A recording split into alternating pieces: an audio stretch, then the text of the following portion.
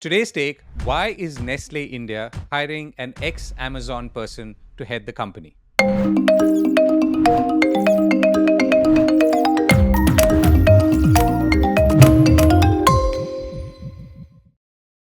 The first assignment for fresh management trainees in Hindustan Unilever would usually be to spend 2 months in a small and remote village like Etah in Uttar Pradesh. It's an era most FMCG veterans from HUL and heading other organizations today also fondly recall, mostly for how it shaped their outlook and understanding of the Indian consumer.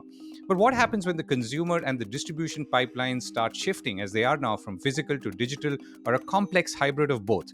Nestle India, maker of Maggi and KitKat, has hired a replacement for 26-year-old company veteran Suresh Narayanan, who retires next year. But interestingly, the incoming CEO's last job was with Amazon for 8 years, though he worked with Unilever for more than 20 years before that. The Amazon part may not be a coincidence. Now, there are two interesting themes at play in the succession playing out for Nestle India's top job. First, that Nestle has actually chosen to go in for an outsider. Now, this is unusual for multinationals like Nestle, Hindustan Unilever, and Procter & Gamble, among others, particularly in the consumer product space. More so because these companies pride themselves on their internal growth and succession pathways, which kick in almost the day a management trainee steps into the office. To skip the internal succession route would suggest that Nestle feels it needs the skills the company might not have internally. Following from that, the new hire comes from Amazon and not, for example, another consumer products company which sells a similar suite of products. So it's the e-commerce experience that's presumably important here, apart from all the other constant factors of brand, market, and consumer experience. Now, this is a different world from the early days of an HUL management trainee I talked about earlier.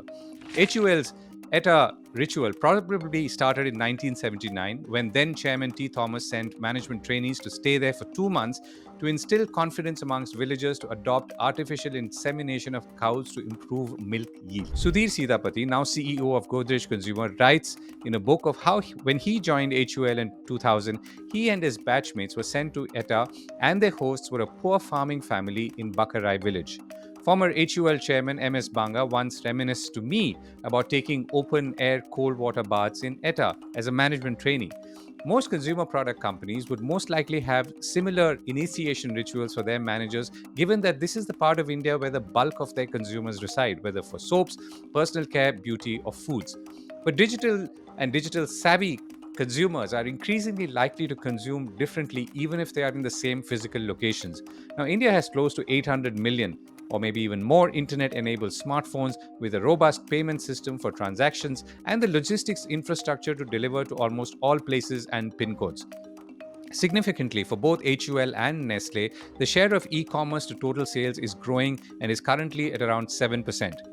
HUL's CEO Rohit Java said recently that e-commerce was growing faster than modern trade and modern trade was outpacing general trade, a trend that he said was secular. Now, e-commerce is also segmenting into different models, including beauty commerce, grocery commerce, and quick commerce, he told website Money Control.